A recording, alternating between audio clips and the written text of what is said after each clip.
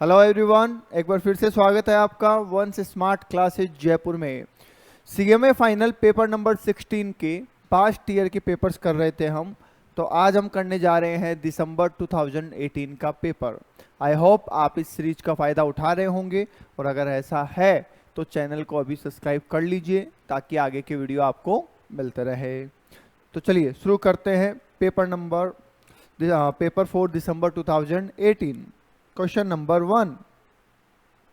The tax payable by a firm whose total income is rupees 11 crore. अगर एक firm की total income 11 crore रुपए है तो what will be the tax. तो देखिए निकाल देते हैं। सबसे पहले मैं आपको बता दूं कि ये क्वेश्चन अमेंडेड होगा। अमेंडेड होने का मतलब है कि इसका जो सही जवाब था वो चेंज हो चुका है due to change in law, right.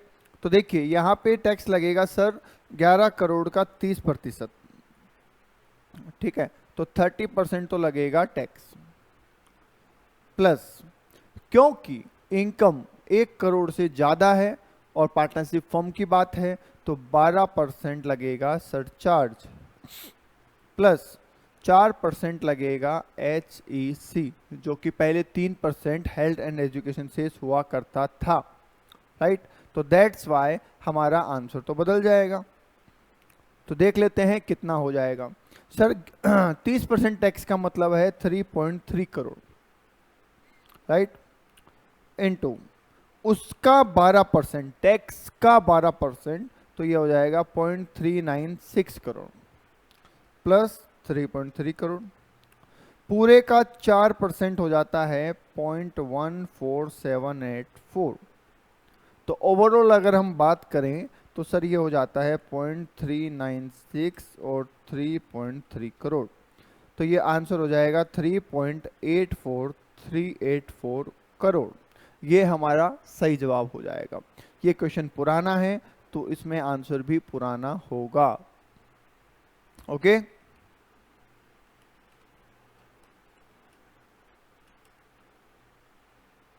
Okay. पुराना आंसर क्या होगा सर? सर पुराना आंसर ये होगा जिसमें 3% हेल्थ एजुकेशन से और सेकेंडरी एजुकेशन से जुड़ा हुआ रहेगा, बट अभी 4% हो चुका है तो दैट्स वाई हमारा आंसर बदल गया है। ओके, चलिए सर आगे देखते हैं। क्वेश्चन नंबर 2 कह रहा है a businessman at Delhi is using a car exclusively for business purpose. ठीक है, As per Union Territory rules, his car can be used in Delhi only on alternate days. आपको याद होगा इवन ओड का system लगाया गया था दिल्ली में कि एक दिन वो गाड़ियाँ चलेगी जिसका नंबर इवन है, एक दिन वो गाड़ियाँ चलेगी जिसका नंबर ओड है, राइट। तो उसके हिसाब से अगर बात करें तो सर साल में आधे दिन ही चलती है गाड़ी। Car is only asset in the block, इस ब्लॉक में सिर्फ कार ही एसेट है। Car has used been used only 50% number of days in the year, वो साल में आधे ही दिन काम आई। और WDV जो कार की है वो 10 लाख रुपए है 1/4/2017 को, ठीक है। और हमें बताना है सर कितना डेप्रिसिएशन अलाउ होगा। देखिए क्वेश्चन पुराना है, ठीक है। यहाँ पे आप देख पाएंगे क्वेश्चन क्या है, असेसमेंट ईयर 18-19, मतलब कि 17-18 प्रीवियस ईयर का क्वेश्चन है, ठीक है। तो दैट्स वाई ये ओपनिंग WDV 17 की दे रखी है, राइट। तो इसमें कोई दिक्कत नहीं है। पर बात ये है सर कि जब हम डेप्रिसिएशन के लिए डेज काउंटिंग करते हैं तो एक्चुअल डेज ऑफ यूज नहीं लेते हैं, हम अवेलेबल डेज फॉर यूज लेते हैं। मतलब पहली बार जब एसेट इस्तेमाल आती है वहां से हमारा इस्तेमाल स्टार्ट हो जाता है, फिर वाकई में यूज आ रही है या नहीं आ रही डजंट मैटर, फिर हम 31 मार्च तक की कैलकुलेशन करते ही करते हैं। तो ऐसे ही इनके पास कार पड़ी थी, पहले से इस्तेमाल हो रही थी और पूरे बिजनेस में ही इस्तेमाल हुई है, तो इनको फुल डेप्रिसिएशन ही मिलेगा, चाहे इवन ओड की वजह से इनकी कार आधे टाइम यूज क्यों ना आई हो। तो 10 लाख का 15% डेप्रिसिएशन हो जाएगा सर 1.5 लाख रुपए। 10 lakh multiply by 15%, full depreciation लगेगा, कोई भी इसमें हाफ का कॉन्सेप्ट नहीं लगेगा।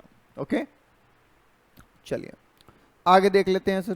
Question number 3, safe harbour rules are relevant in the context of. देखिए क्वेश्चन को आप थोड़ा ध्यान से पढ़िएगा, कई बार आप धोखा खा जाते हैं। यहाँ पे ये नहीं बोला है सेफ हार्बर रूल कहाँ पे मेंशन है, ऐसा नहीं बोला है। यहाँ पे ये बोला गया है कि सेफ हार्बर रूल जो है वो किस कॉन्टेक्स्ट में यूज आते हैं, मतलब किस कॉन्टेक्स्ट में उनको इस्तेमाल किया जाता है। तो आपको याद होगा जब हमने इंटरनेशनल टैक्सेशन पढ़ा था तब ट्रांसफर प्राइसिंग पढ़ा था, और ट्रांसफर प्राइसिंग में मैंने आपको सेफ हार्बर रूल का जिक्र किया था कि ये ऐसे रूल है जिन केसेस में या जिन सिचुएशंस में आपकी प्राइस को ही आर्म्स लेंथ प्राइस मान लिया जाता है, उन केसेस को कहते हैं सेफ हार्बर रूल्स। तो ट्रांसफर प्राइसिंग के कॉन्टेक्स्ट में इसको हमने पढ़ा है। ओके, नेक्स्ट आ जाइए sir, question number 4। Mister A acquired a house property on 12th March 1990 for ₹5 lakh. He gifted the same to his brother on 15th May 1993, who gifted it to his son as on 22 July 2015, when the stamp value was ₹12 lakh.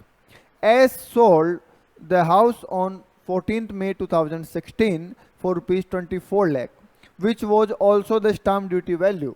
For computing the capital gain, the date of acquisition would be. आपको सिर्फ इतना सा बताना है कि date of acquisition क्या लेनी है। देखिए, अगर हम गिफ्ट देते हैं तो सेक्शन 47 अट्रैक्ट हो जाता है जो कहता है नो ट्रांसफर। क्या कहता है कि सर ट्रांसफर हुआ ही नहीं है। जब ट्रांसफर हुआ ही नहीं है तो प्रीवियस ओनर की जो कॉस्ट होती है वही आपकी कॉस्ट ऑफ एक्विजिशन बन जाती है, और प्रीवियस ओनर का जो होल्डिंग पीरियड होता है वही आपका होल्डिंग पीरियड बन जाता है। तो इसलिए प्रीवियस ओनर की जो कॉस्ट ऑफ एक्विजिशन होगी वही आपकी कॉस्ट ऑफ एक्विजिशन की डेट बन जाएगी। तो आपको पूछा है date of cost of acquisition क्या लेंगे, तो सर डेट ऑफ एक्विजिशन जो है इसमें सेक्शन 242A लगता है कि जो पुराने मालिक का है वहीं से होल्डिंग पीरियड काउंट होगा। तो 12 मार्च 1990 जब पुराने मालिक ने परचेज किया था वहीं से इसका डेट ऑफ एक्विजिशन लिया जाएगा। ओके, चलिए आगे देखते हैं सर। क्वेश्चन नंबर 5 क्या कह रहा है। सर क्वेश्चन नंबर 5 भी अमेंडेड हो जाएगा क्योंकि टैक्स कैलकुलेशन है। तो जिन जिन क्वेश्चंस में टैक्स रेट की बात आ जाएगी वो सारे अमेंडेड हो चुके हैं, ये आप ध्यान रखिएगा। तो नया जवाब मैं आपको जरूर करवाऊंगा। देखिए, when the total income of resident SSC mister Ram, जिसकी उम्र 50 साल है, 50,65,000 की इनकी इनकम है। His net tax liability including cess and after marginal relief would be, क्या होगी देखते हैं। तो देखिए, सबसे पहले हमें निकालना होता है टैक्स ऑन टोटल इनकम, ठीक है, जो कितना है 50,65,000। तो 50,65,000 पे हमें टैक्स निकालना होगा। तो अभी निकाल देते हैं सर। 40,65,000 का 30% प्लस 1,12,500, 13,32,000 रुपये। ये टैक्स आएगा 13,32,000 रुपये, ठीक है। सर क्या इस पे सरचार्ज लगेगा? आंसर इज यस, सरचार्ज लगेगा। कितना? 10%, क्योंकि हमें पता है 50 लाख से ऊपर और 1 करोड़ तक इनकम होती है तो 10% सरचार्ज लगता है। तो सर 10% सरचार्ज लगा देते हैं 13,32,000 पे 1,33,200, जो कि जोड़ने के बाद आ रहा है 14,65,200 इंक्लूडिंग सरचार्ज। अब कम करेंगे हम यहां से मार्जिनल रिलीफ। मार्जिनल रिलीफ कैसे निकलती है? तो बताया हुआ है आपको कि जिस भी थ्रेशोल्ड लिमिट के पास, मतलब जहां से सरचार्ज अप्लीकेबल होता है, आपकी इनकम है उससे जस्ट पहले वाली इनकम जिस पे सरचार्ज नहीं लगता या कम लगता है वहां तक टैक्स निकालिए। मतलब ये है कहने का कि 50,65,000 फिलहाल इनकी इनकम है। अगर इनकी इनकम 50 लाख होती, जो कि थ्रेशोल्ड लिमिट है, तो इन पे सरचार्ज नहीं लगता। तो एक बार आपको निकालना होगा tax on 50 lakh rupees. 50 lakh पे टैक्स निकालना पड़ेगा। तो कितना आ जाएगा सर? 13,12,500 आ जाएगा, ठीक है। तो मैंने आपको बताया था कि आपको इतना कर लेना है। अब इतना करने के बाद आपको लिखना है इंक्रीज इन टैक्स। क्योंकि मेरी इनकम 50 लाख से थोड़ी सी ऊपर है, तो इसकी वजह से मुझे कितना टैक्स एक्स्ट्रा देना पड़ रहा है? तो सर 14,65,200 देना पड़ रहा है यहाँ पे, राइट। जबकि अगर ये 65,000 की इनकम नहीं होती, अगर ये 65,000 की इनकम नहीं होती, तो क्या मुझे 13,12,500 ही देना पड़ता? ऐसा ही है ना, कि अगर इनकम 65,000 रुपये ऊपर बढ़ गई तो सरचार्ज की वजह से मुझे इतना पैसा ज़्यादा देना पड़ रहा है।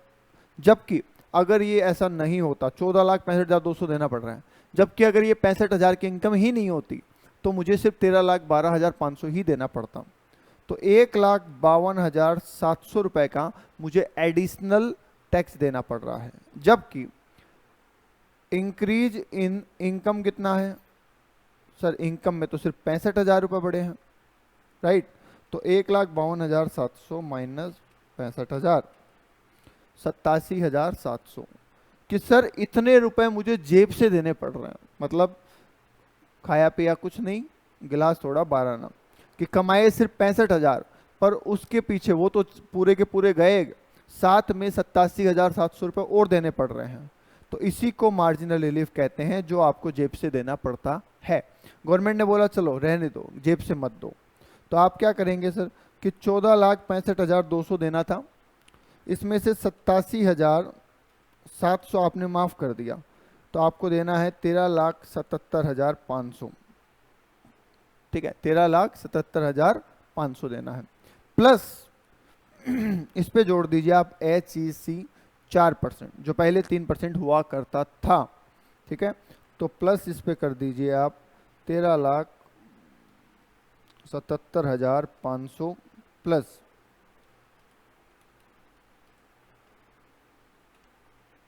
55,100,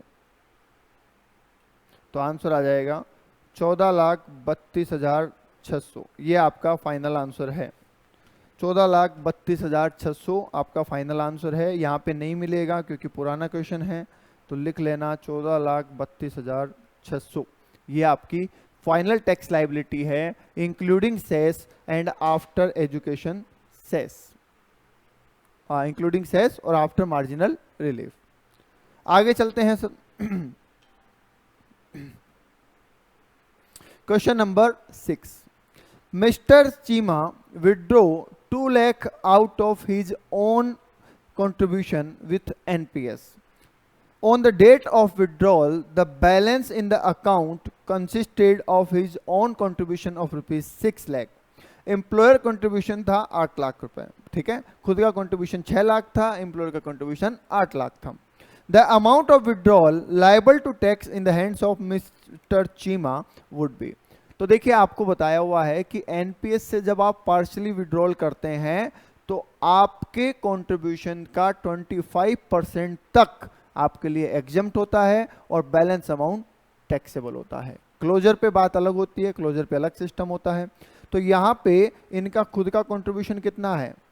6 लाख रुपए, तो उसके 25% तक तो इनको टैक्स फ्री अमाउंट मिलेगा, मतलब 1.5 लाख तक तो ये टैक्स फ्री विड्रॉल कर सकते हैं। इन्होंने विड्रॉल कितना किया सर? 2 लाख रुपए का विड्रॉल किया, ठीक है। तो इसका मतलब 50,000 रुपए इनके लिए क्या हो जाएंगे? टैक्सेबल हो जाएंगे। हमसे क्या पूछा है, टैक्स फ्री या टैक्सेबल? टैक्सेबल। तो आंसर हो जाएगा डी 50,000 रुपए। आंसर हो जाएगा डी 50,000 रुपए। ओके, चलिए आगे देख लेते हैं sir. Point number question number 7। Mahan a charitable trust registered under section 12AA is engaged in the running of educational institution. It paid rupees 5 lakh to Malad Charitable Trust registered under section 12AA as a corpus fund. काम की बात है, as a corpus fund. Out of its income of the previous year 17-18, the amount of corporate donation is. देखो ये बहुत अच्छा point है। ये बेसिकली एक अमेंडमेंट पे पूछा गया क्वेश्चन था। जब ये क्वेश्चन आया था उसी साल ही अमेंडमेंट हुआ था, तो दैट्स वाई इन्होंने लेटेस्ट अमेंडमेंट पूछ लिया था वहाँ पे, ठीक है। अभी तो पुराना हो चुका है। क्या क्वेश्चन था समझिए। देखिए एक ट्रस्ट है और एक इधर ट्रस्ट है, ये ए है, ये बी है। अब हुआ क्या, हमें पता है कि सर ट्रस्ट की इनकम अगर 85% खर्च कर दी जाए तो टैक्स फ्री है, अदरवाइज टैक्सेबल है, राइट। साथ ही साथ हमें यह भी पता है कि एक ट्रस्ट को दूसरे ट्रस्ट से अगर डोनेशन मिलता है तो वो भी अलाउेबल है, मतलब देना एप्लीकेशन ऑफ इनकम है और लेना नॉर्मल जो डोनेशन होता है उसकी तरह होता है। और तीसरा पॉइंट इसमें यह था कि अगर किसी ट्रस्ट को कॉर्पोरेट डोनेशन मिलता है तो वो उसके लिए एग्जम्प्ट होता है। अब इन तीनों पॉइंट का फायदा क्या हुआ वो सुनिए। लोगों ने दिमाग लगाया और कहा कि चलो अपन एक काम करते हैं, 2 ट्रस्ट खोल लेते हैं। लास्ट में जितना पैसा अनयूटिलाइज रहेगा उसमें क्या करेंगे कि ये इसको डोनेट कर देगा एज ए कॉर्पस, तो इसके लिए तो एप्लीकेशन ऑफ इनकम हो गया, तो वैसे एग्जम्प्ट हो गया। उसके लिए कॉर्पस फंड रिसीव हो गया, तो वैसे एग्जम्प्ट हो गया। इसके पास जितना भी अनयूटिलाइज पैसा होगा वो इसको दे देगा एज ए कॉर्पस, तो इसके लिए तो एप्लीकेशन हो गई और इसके लिए एग्जम्प्ट हो गया। तो इस हिसाब से ये दोनों ट्रस्ट मिलके अपना टैक्स बचा लेंगे, क्योंकि जो भी अनयूज्ड अमाउंट है वो तो डोनेट कर देंगे, रिसीवर के लिए वो वैसे एग्जम्प्ट हो जाएगा, ठीक है। तो इस चीज को रोकने के लिए अमेंडमेंट किया गया। और क्या अमेंडमेंट किया सुनिए। चाहते तो वो इस ट्रांजैक्शन को सीधा टैक्सेबल कर सकते थे, पर नहीं, ऐसा नहीं किया। उन्होंने बोला कि देखिए सर, इस ट्रांजैक्शन के 2 इम्पैक्ट आते हैं, इस ट्रांजैक्शन के 2 इम्पैक्ट आते हैं। पहला कि ये एक ट्रस्ट के लिए जहां से जा रहा है उसके लिए तो एप्लीकेशन ऑफ इनकम है, और जिसको मिल रहा है उसको एज ए कॉर्पस मिल रहा है तो एग्जम्प्टेड है। तो इन्होंने क्या बोला कि जो ट्रस्ट ये डोनेशन दे रहा है हम उसे नॉट एन एप्लीकेशन मानेंगे, मतलब हम उसे एप्लीकेशन ऑफ इनकम नहीं मानेंगे, मतलब हम ये मानेंगे कि वो पैसा चैरिटेबल पर्पज में यूटिलाइज नहीं हुआ है। पाने वाले के लिए एग्जम्प्टेड है, तो पाने वाले ने तो ले लिया, उसके लिए तो एग्जम्प्ट हो गया, पर जिसने दिया उसके लिए उसको चैरिटेबल पर्पज नहीं माना गया है। अब चैरिटेबल पर्पज नहीं माना गया है तो वो तो टैक्सेबल हो जाएगा। तो ये कॉन्सेप्ट था। तो यहाँ पे देखते हैं क्या आंसर रहेगा। टैक्सेबल इन बोथ, नहीं। एग्जम्प्ट इन बोथ, नहीं। Deductible for payer as application and taxable for payee, जो दे रहा है उसके लिए तो क्या है, एप्लीकेशन मान लेंगे, और जिसको मिलेगा उसके लिए एग्जम्प्ट नहीं होगा, नहीं, ऐसा नहीं है। Not deductible for payer as application but exempt for the payee, तो आंसर हो जाएगा डी, कि सर इसे एप्लीकेशन ऑफ इनकम नहीं मानेंगे, तो देने वाले के लिए तो एग्जम्प्ट नहीं होगा और लेने वाले के लिए जरूर एग्जम्प्ट हो जाएगा। ओके, चलिए सर, तो ये उस टाइम के अमेंडमेंट बेस्ड क्वेश्चन था। आगे सुनिए सर, क्वेश्चन नंबर 8।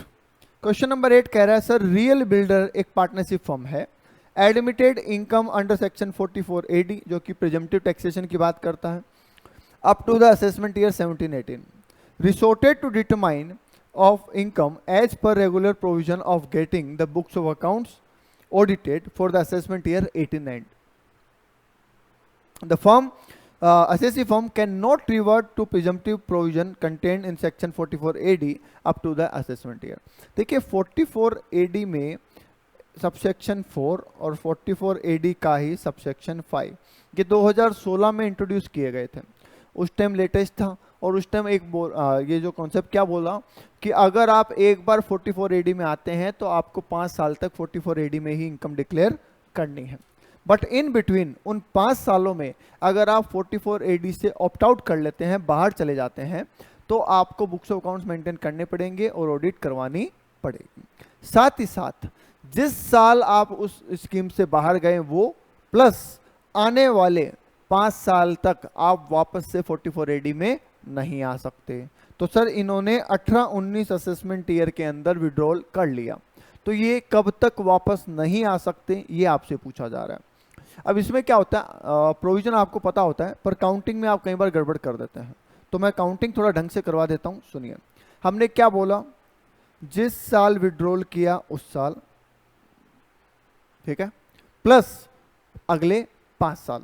तो अगले 5 साल कौन से हुए वो ध्यान से देखिएगा, 19-20, 20-21, 21-22, 22-23 और 23-24। 1 2 3 4 5, ये 5 साल आप दोबारा इस स्कीम में नहीं आ सकते। अच्छा सर, कई बार प्रीवियस ईयर और असेसमेंट ईयर में आप कंफ्यूज हो जाते हैं, तो आप एक ही चीज को पकड़ के चलिए। अगर आप काउंटिंग प्रीवियस से कर रहे हैं तो आंसर भी प्रीवियस में आएगा, आप काउंटिंग असेसमेंट कर रहे हैं तो आंसर भी असेसमेंट में आएगा। हमने यहाँ पे असेसमेंट उठाया और आंसर भी हमें असेसमेंट में ही पूछा है, तो दैट्स वाई हमने सीधी कैलकुलेशन कर दी और ए हमारा आंसर हो जाएगा 2023-24। 2023-24 असेसमेंट ईयर तक वो वापस 44 AD में नहीं आ सकते। ओके, चलिए आगे देखते हैं। Question number 9, Messrs KLM Limited, a company having international transaction of ₹7 crore related to purchase of raw material from its subsidiary company, Messrs BL Incorporation in USA. Messrs KLM Limited is required to keep and maintain information and documents under section 92D for a period of, मतलब international transaction से related documents आपको कितने साल तक रखने हैं, ये पूछा गया है बेसिकली। तो सर हमें ये रखने होते हैं 8 साल तक। ठीक है, ये सीधा सीधा आंसर है, 8 साल तक हमें ये रिकॉर्ड्स मेंटेन करने होते हैं और बहुत बार एमसीक्यू में पूछा जाता है, तो ये आपको याद रखना है। तो 92D में इंटरनेशनल ट्रांजैक्शन को जो भी हुए हैं उनका डॉक्यूमेंटेशन 8 साल तक रखने के लिए बोला गया है। लास्ट आ जाइए sir. In the assessment of Mr. Amar, the assessing officer observed that he has purchased a diamond of ₹18 lakh on 1st October 2017, which was not recorded in the books of accounts, and he is unable to offer explanation. Applicable rate of income tax under section 115 BBE is plus surcharge plus education cess.